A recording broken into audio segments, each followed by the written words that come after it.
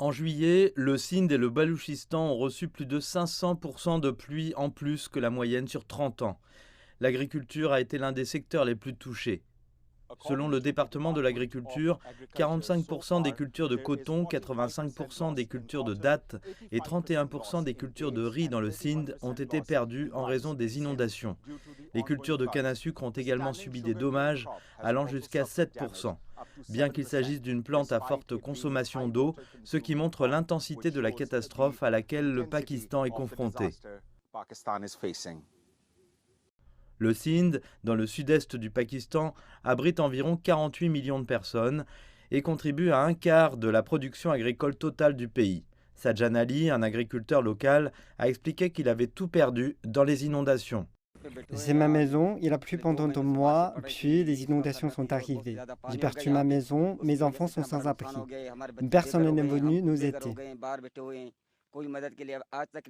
L'agriculteur a précisé que les champs de coton où il travaillait pour un salaire journalier avaient été balayés.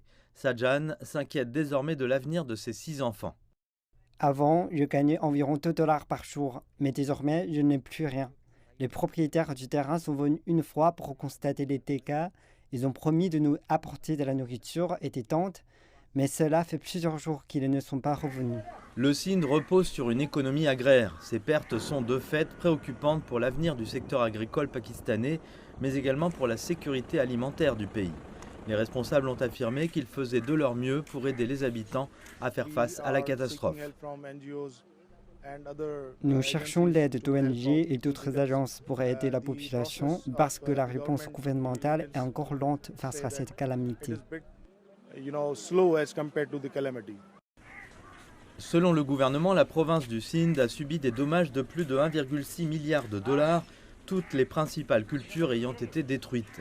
Les inondations ont laissé des centaines de milliers d'agriculteurs comme Sajjan Ali sans emploi et sans logement. L'aide ne parvient pas à tout le monde à temps et les personnes bloquées sur le bord des routes craignent désormais que l'aide ne vienne finalement jamais.